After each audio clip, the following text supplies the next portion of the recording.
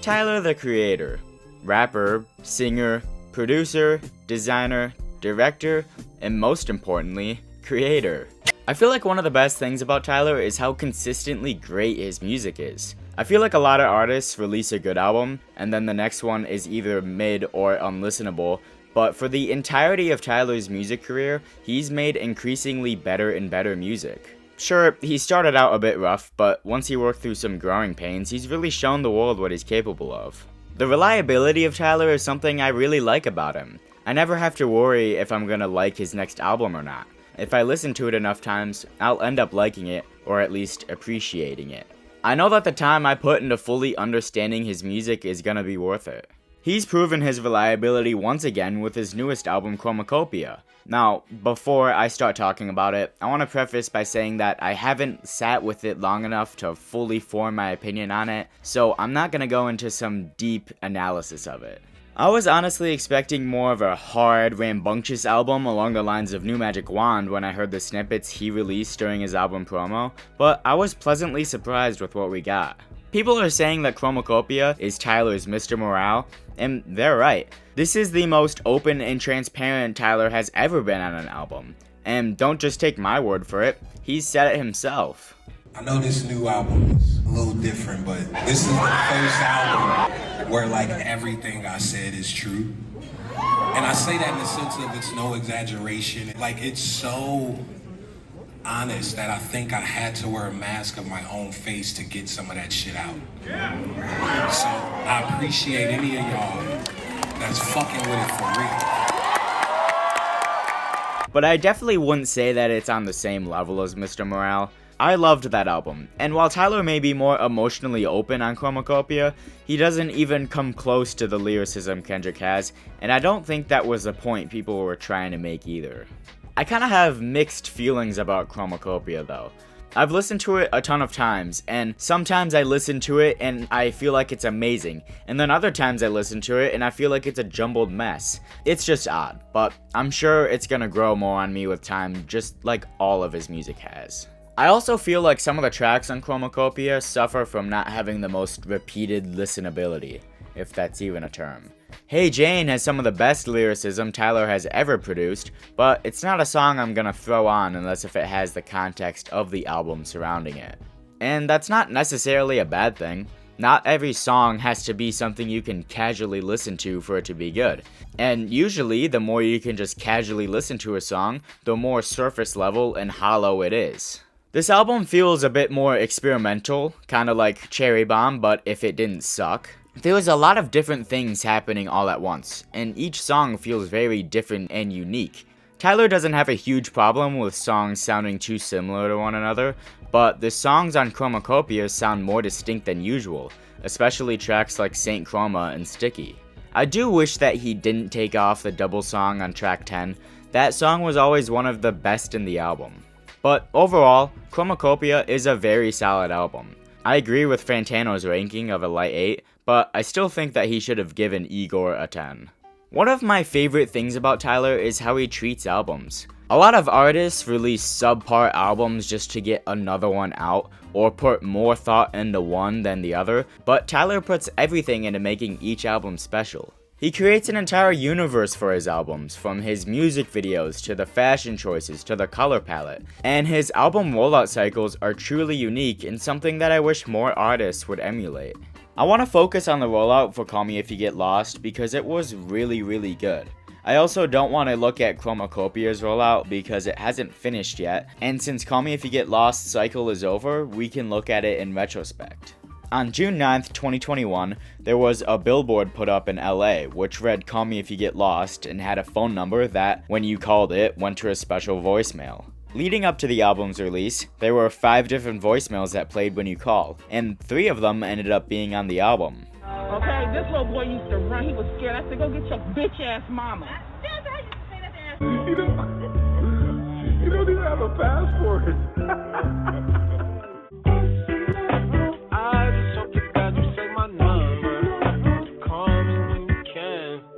French Open, I rub it in these niggas' faces like thick lotion. Yeah, that big B is in motion.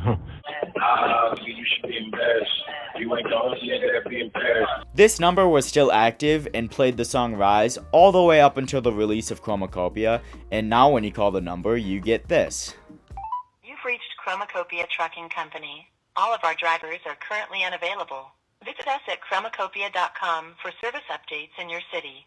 Goodbye. On June 14th, Tyler released a video called Side Street where he was making out with a woman in his car, with an instrumental playing that ended up being on the start of Sweet I Thought You Wanted to Dance.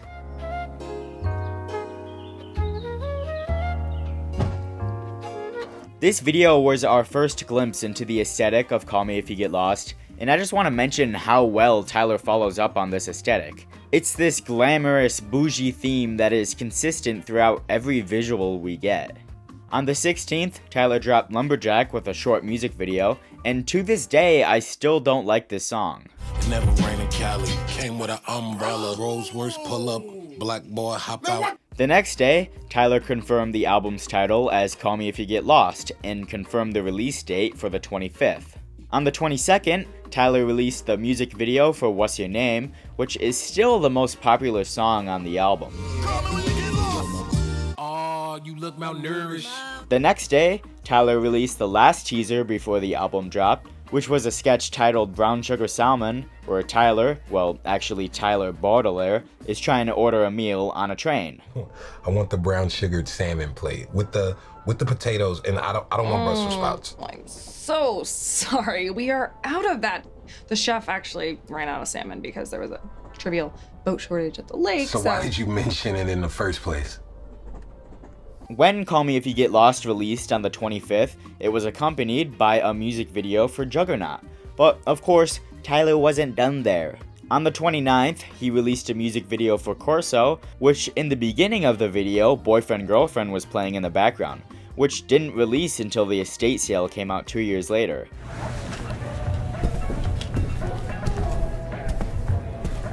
And no, I didn't find that out on a TikTok, I actually figured it out myself, thank you very much. The last music video for phase 1 of this album cycle was for Lemonhead, which released on July 8th. All of this made for an amazing album rollout. Tyler basically created his own universe, from the fashion to the filter on every video we see, to his own character Tyler Baudelaire. But this was only a part of what he had in store for us. Shortly after the album's release, he announced his tour, and I attended it, and this was actually the first concert I've ever been to. This is the shirt I got on the tour. It's too small on me now, which is a shame, but I'm gonna get another one when I go to Chromakopia next year. Also, here's some videos I took from the very far away seat that I had.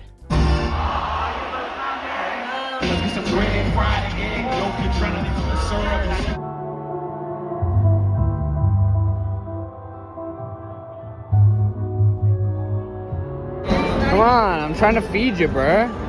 Eat your food. Eat your food. Take your berries. We then entered phase 2 of this album cycle. Tyler has always had a 2-year-long gap in between each of his albums, so in 2023 everyone was anticipating a new release, but Tyler surprised everyone when he announced Call Me If You Get Lost, the estate sale, which was his first deluxe ever. This announcement also came with the music video for Dogtooth. My face, I don't want nothing in return. On the 29th, Tyler released a music video for Sorry Not Sorry, which featured all of Tyler's past alter egos and tells a whole story that I don't have time to get into. I'm sorry I don't see you more. I'm sorry that the 4 minutes where you see a song could feel like a chore. Fun fact, in the beginning of the video, there's a man standing at the entrance for the stage, and his outfit is the one that Tyler wears in Chromakopia.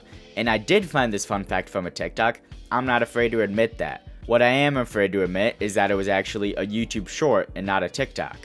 The estate sale released on March 31st alongside a music video for Wharf Talk, which features one of A$AP Rocky's weakest verses ever. Yeah, lobster and calamari caviar. Lots of luggage right before the caviar. On April 3rd, he released a music video for Heaven to Me, and the last video he made came out on the 4th and was for Hot Wind Blows. It's interesting though, because Hot Wind Blows wasn't a part of the deluxe, it was a part of the original album, and him releasing a music video for it well after its release just tied the whole project together even more. There's a few other details I didn't mention about Call Me If You Get Lost Rollout because there's just so much, but I wanted to emphasize just how much work Tyler does to meticulously craft everything around his albums. He treats albums with a certain respect that most artists don't, and it makes me appreciate his music that much more, especially because I like listening to albums a lot more than I like listening to playlists. Because he's so particular about everything, this makes his discography super clean because he doesn't just release a ton of slop and deluxes and remixes. There's so many times where artists release an album and then they release the deluxe the same day, which makes no sense to me. The whole point of a deluxe is for it to release a few months or years after the album was released, to refresh it and bring new sounds into the mix, but no artist seems to be realizing that. Tyler has only released one deluxe, and as a deluxe should, it came a while after the original album's release, and brought the album back into the limelight with new refreshing tracks. I don't want to be one of those guys who glazes everything that Tyler does, so I'm gonna pick on him for a little bit, and create a bit of a compliment sandwich. His old albums are rough. I'm not gonna pretend that I like them. The only song I like off Goblin that I would ever listen to is She. It took me a lot of listens to appreciate Wolf, which I appreciate now, but there's still a ton of meh on that album. Cherry Bomb was universally hated, by me as well, and for a good reason. That album has his worst songs he's ever produced, or songs that are barely tolerable, except for Fucking Young, which I feel weird for liking. I don't like it for its lyrical content, okay? Some of my least favorite recent Tyler tracks come from Call Me If You Get Lost, which are Lumberjack and What a Day. I don't like the grimy, monotonous sound of Lumberjack, and What a Day is a very forgettable track in my opinion. But honestly, that's where the things I don't like about Tyler come to an end. There's not a lot that he's done that I haven't been a fan of. What I am a big fan of is Igor. This is my favorite album of his, and my favorite album of all time. I love almost every second of it. It's somehow super tightly packed, but still has tons of room to breathe. The synths are amazing, the lyrics are amazing, the story is amazing, everything about this album is amazing. I feel like you need to listen to this album just sitting down, headphones in, doing nothing and having no distractions around you. Completely immersing yourself into the album, or any album for that matter, but Igor especially, allows you to get a whole new perspective on it. This is the same viewpoint that Tyler shares. He said when Igor released to listen to it without distractions. And when Chromakopia came out, he said to listen to it before you go online and get the opinions of other people to cloud your judgment. I could just go on and on and on about how much I love this album, but if you want to deep dive into it, I've linked a video from Tennis Tom down below. He made an amazing analysis on it. I actually like Tyler the Creator so much that I've made a whole poster of him. It's right there. I had to make a poster and graphics for junior year, and I spent a lot of time on this, and I'm proud of it. I'll include a link in the description if you want to download it for yourself. I think if Tyler ever made an album better than Igor, he should just quit music right then and there. Igor is already nearly perfect, and if he manages to beat it, there's nowhere else for him to go. He would have peaked. But again, maybe not. Just because he made Igor and that's his magnum opus, doesn't mean he shouldn't have made music after that. Then we wouldn't have got Call Me If You Get Lost or The Estate Sale or Chromakopia. And just another example of how much Tyler respects his work is his reasoning for dropping Chromakopia when he did. I think we should put music out again on Tuesdays instead of Fridays for some reasons. What do y'all think?